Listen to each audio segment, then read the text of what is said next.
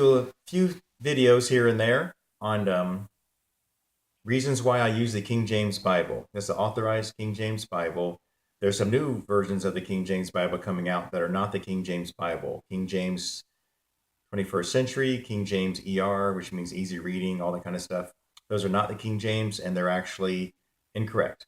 So let's look at a couple of things the King James have that most new Bibles, I'm pretty sure all the modern Bibles, delete this stuff. It's just proper English. So let's look at it. The translation of where the King James says thou, thy, and thine.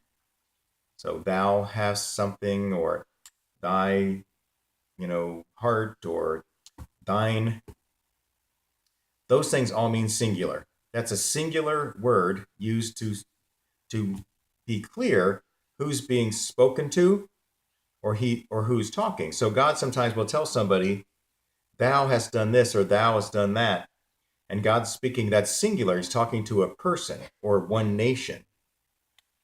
So it's singular. Plural, whenever you see the word ye, Y-E, ye, you do this, ye do that, that's a plural. Now, these are proper English words, proper use. They're precise.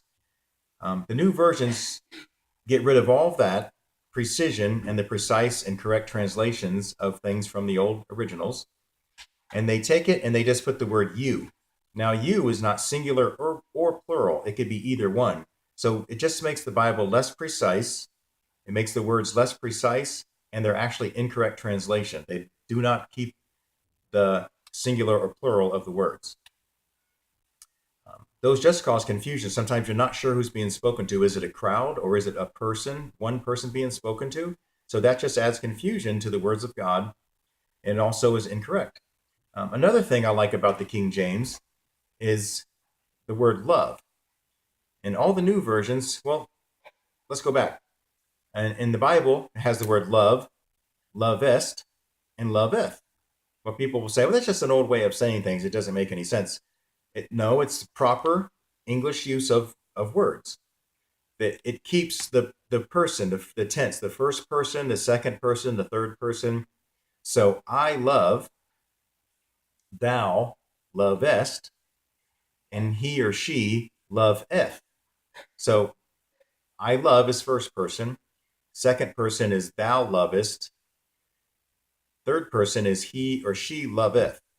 So just by knowing the loveth, lovest, and love, it gives you the idea of is it first person? Are you talking about yourself? Are you talking about one other person? Or are you talking about the he or she loveth?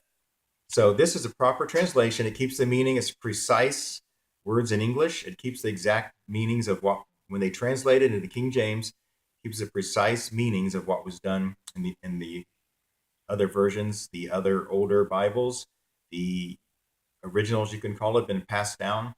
There's a lineage, and some people don't understand. There's a lineage of the Bible that comes down. There was Gothic, which was right around the time of Christ.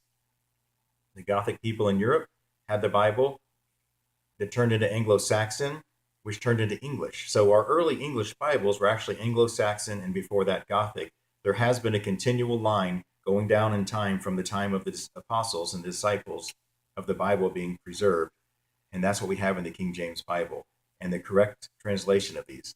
This is just one of the reasons I use the King James, and I'll mention later others as we go. Thank you.